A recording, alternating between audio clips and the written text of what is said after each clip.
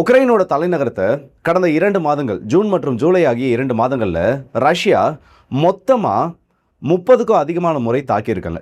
இந்த 30க்கும் அதிகமான முறை நடத்தப்பட்ட தாக்குதலில் மிகப்பெரிய ஸ்ட்ரைக்ஸ், அதாவது ஒரு 35 ஏவுகணைகள், 40 ஏவுகணைகள், இந்த மாதிரி ஒரு 30 மிசைல்ஸ் ஆவரேஜாக அதுக்கு மேலே இருக்கக்கூடியது, 150 ஏவுகணைகள், 150 ட்ரோன்கள், இந்த மாதிரி ஒரு கேட்டகரியில் பிரித்து பார்க்குறப்போ இந்த 30ல் 12 தாக்குதல் உக்ரைனோட கேபிட்டல் மேலே நடத்தப்பட்டிருக்கு.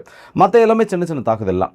ஆனால் 2025 8 மாதங்களில் எந்த அளவுக்கு ஏவுகணை இந்த உக்ரைனோட தலைநகரத்தின் மீது வீசப்பட்டதோ அந்த விட அதிகமாக இந்த 2 மாதத்தில், அதுவும் இந்த 12 ஸ்ட்ரைக்ஸில் ரஷ்யா ஃபயர் பண்ணியிருக்காங்க. இதில் உக்ரைனுக்கு இன்னும் பயத்தை கொடுக்கக்கூடிய ஒரு செய்தி என்ன தெரியுமா? ரஷ்யா எந்தெந்த மிசைல்ஸ்லாம் ரொம்ப ரேராக யூஸ் பண்ணிட்டு இருந்தாங்களோ, Kinzhal hypersonic missile, Zircon hypersonic missile மற்றும் இஸ்கேந்தர் பாலிஸ்டிக் ஏவுகணை, இதெல்லாம் அவங்ககிட்ட லிமிட்டடாக தான் ஸ்டாக்ஸ் இருக்குது. இதோட ப்ரொடக்ஷன் ரேஷியோ ரொம்ப கம்மியாக இருக்கிறதுனால அதிகமாக பயன்படுத்த மாட்டாங்கன்னு நினச்சிட்டு இருந்தாங்களோ, அதோட ப்ரொடக்ஷனையும் ரஷ்யா இப்போ அதிகப்படுத்த ஆரம்பிச்சிட்டாங்க. ஸோ இதை பற்றின சில தகவல். மற்றும் ஸ்லோவியான்ஸ்க்கு வரக்கூடிய ஒரு முக்கியமான பிரிட்ஜ் இப்போ ரஷ்யாவில் டெஸ்ட்ராய் பண்ணப்பட்டிருக்கு. அந்த பிரிட்ஜ் அழிக்கப்பட்டது பெரிய ஒரு செய்தி இல்லை. ஆனால் அந்த பிரிட்ஜ் அழிக்கப்பட்டதோட தொடர் நிகழ்வாக, செயின் ரியாக்ஷனாக சில விஷயங்கள் நடந்திருக்கு. இதுதான் உக்ரைனுக்கு பிரச்சனையை கொடுக்க போகுது. இது எல்லாத்தையுமே இந்த ஒரு பதிவில் பார்த்துலாம். ஸோ வாங்க வீடியோக்குள்ள போயிடலாம். நான் உங்களாக்கே தம்புக்ஷாகும் டிபி ட்ரெண்டிங்ஸ்.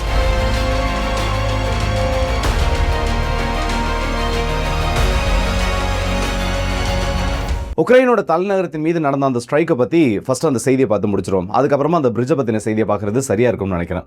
ஜூன் மற்றும் ஜூலை இந்த 2 மாதங்கள் ஆவரேஜாக பார்த்தோன்னா ஒரு 61 நாட்கள்.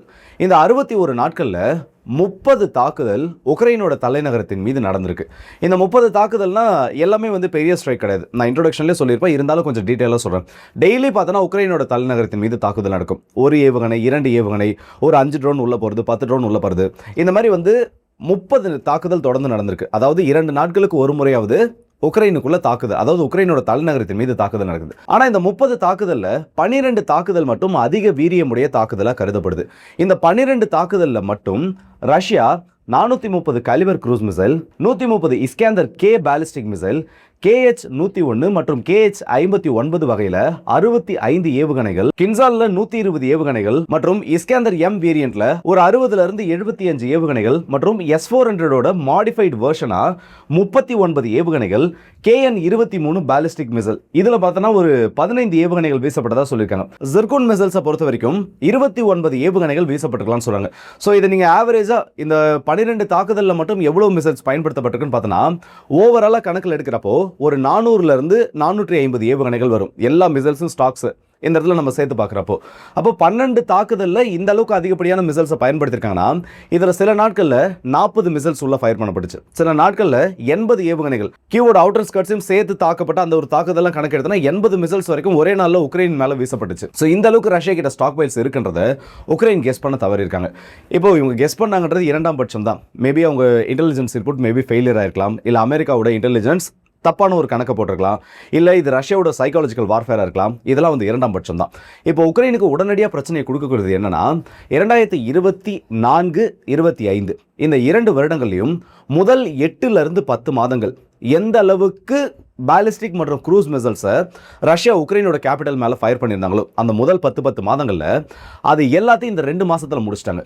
ஸோ இப்போ உக்ரைனுக்கு இது எவ்வளோ பெரிய ஒரு அலார்மிங் ரேஷியோவாக மாறுதுன்றது தெரியும். ஏன்னா இவ்வளோ நாள் உக்ரைன் ஒரு சராசரியாக ஒரு மாதத்துக்கு 30லிருந்து 40 ஏவுகணைகள், ரொம்ப மேக்ஸிமமாக ஹையாக நடக்கிறது இவ்வளோ தான். ஒரு நாளைக்கு 1-2 இந்த மாதிரி 40 மிசைல்ஸ் தான் எக்ஸ்பெக்ட் பண்ணுவாங்க.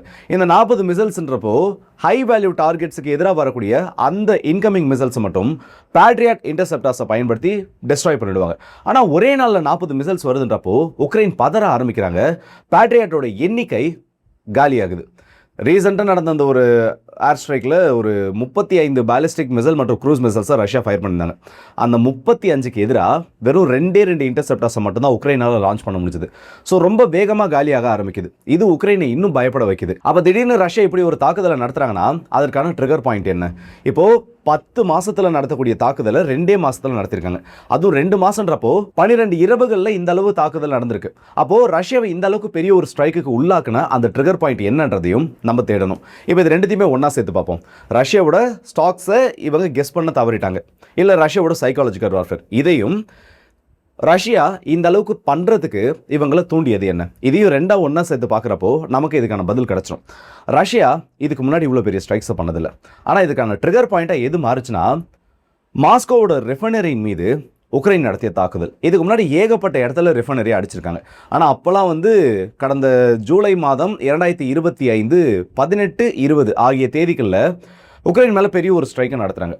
ஆனால் அப்போ நடந்த தாக்குதலுக்கு என்ன ஒரு ரிட்டாலியேஷனாக காட்டப்படுதுன்னா, கர்ஸ்க் போன்ற பகுதிகளில், கர்ஸ்க் மற்றும் பிரான்ஸ் பகுதிகளில் சிவிலியன் சைட்ஸ் மேலே உக்ரைன் ஒரு ஸ்ட்ரைக்கை பண்ணியிருந்தாங்க. அதுக்கு ரிட்டாலியேஷன் தான் கொடுத்துருந்தாங்க. இதை தவிர்த்து ரஷ்யாவோட பாம்பர் ஃப்ளீட் மேலெலாம் உக்ரைன் பெரிய ஒரு ஸ்ட்ரைக்கை பண்ணாங்க. அப்போ கூட ரஷ்யா இந்த அளவுக்கு ரிட்டாலியேஷனை பண்ணலை. இதை ட்ரிகர் பாயிண்ட்டாக மாற்றினது என்னன்னா, மாஸ்கோவை தாக்குனது. அதுவும் கிரெம்லின்லேருந்து வெறும் ஒரு 18 கிலோமீட்டர் தொலைவில் இருக்கக்கூடிய ஒரு முக்கியமான ரிஃபைனிங் யூனிட், ஒரு இண்டஸ்ட்ரியல் காம்ப்ளெக்ஸ், இதெல்லாம் தாக்கப்பட்டது புதின் அவர்களோட ஈகோவை ட்ரிகர் பண்ணிடுச்சு. ஈகோவை ட்ரிகர் பண்ணிடுச்சுன்றதையும் தாண்டி உக்ரைனுக்கு எதிரான மிகப்பெரிய நடவடிக்கைகளை எடுத்தே தீரணும்னு ரஷ்ய மக்களை புதின் அவர்களுக்கு ஒரு ப்ரெஷரை போட வச்சுது. இல்லைனா இந்த ஸ்ட்ரைக்ஸ் இது வரைக்கும் நடந்திருக்க மாட்டது சந்தேகம் மட்டும்தான்.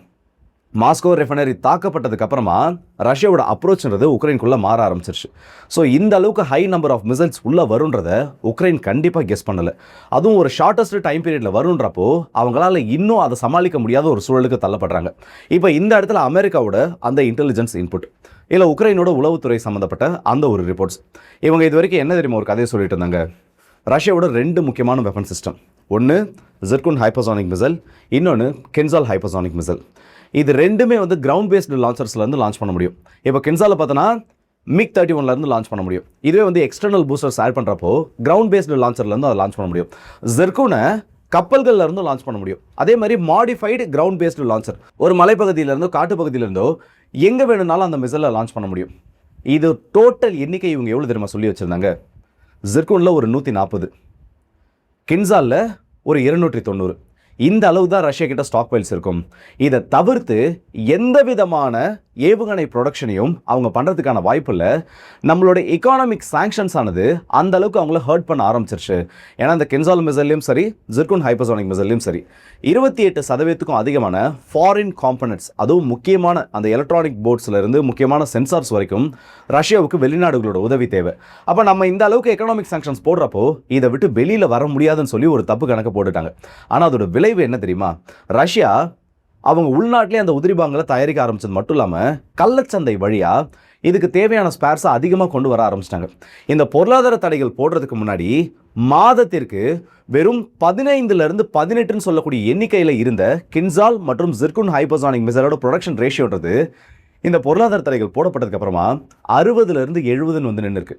கிட்டத்தட்ட பல மடங்கு அதிகரிச்சிருக்கு.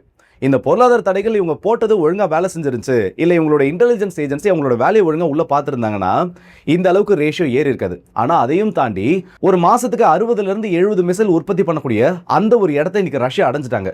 ஸோ அப்படி பார்க்குறப்போ தாராளமாக ஒரு மாதத்தில் இந்த ஹைப்பர்சானிக் மிசைலை மட்டுமே 3ல் 1, 20ன்னு சொல்லக்கூடிய எண்ணிக்கையில் கூட இந்த உக்ரைனோட கேபிட்டல் மேலே ஃபயர் பண்ண முடியும். இந்த 20 மிசைல்ஸும் ஒரே நாள் ஸ்ட்ரைக்ஸில் பயன்படுத்தப்படாது. இது வரைக்கும் ரஷ்யா சிங்கிள் நைட்டில் லான்ச் பண்ண கின்சால் ஹைப்பர்சானிக் மிசைலோட எண்ணிக்கை என்னன்னு பார்த்தோன்னா வெறும் 4 மட்டும்தான். ஜிர்குன் ஹைப்பர்சானிக் மிசைல்ஸும் இதே ஒரு கேட்டகரியில் தான். ஸோ அப்போ ஒரு மாதத்துக்கு தேவையான அட்டாக்கை இந்த 3ல் 1ன்ற கேட்டகரி எடுக்கிறப்பவே ரஷ்யானால் இதை பண்ணிட முடியும். ஸோ உக்ரைனுக்கு ஆல்ரெடி இருக்கக்கூடிய பிரச்சனையில் இது ஒரு புதிய பிரச்சனையாக சேர ஆரம்பிச்சிருக்கு. அண்ட் இந்த டேட்டா எந்த டைமில் வெளியில் வந்திருக்குன்னு பார்த்தோன்னா, பேட்ரியட் இன்டர்செப்டார்ஸை உக்ரைனும் தயாரிக்க போகிறாங்க. அதற்கான அப்ரூவல் அமெரிக்கா கிட்டேருந்து, அதாவது முதல் கட்ட அப்ரூவல்கள் கிடச்சிருக்கு. தொடர்புடைய நிறுவனங்கள், பேட்ரியட்டை உருவாக்கக்கூடிய அந்த நிறுவனங்கள் எல்லாம் உக்ரைனோட சேர்ந்து ஒரு அக்ரிமெண்ட்டை சைன் பண்ணுறப்போ அடுத்த கட்டமாக இது சம்மந்தப்பட்ட ப்ரொடக்ஷன்ஸ் தயாராகும்னு சொல்லியிருக்காங்க. ஸோ அந்த நேரத்தில் இந்த டேட்டா வந்திருக்கிறதும் ரொம்ப முக்கியமான ஒன்றா பார்க்கப்படுது.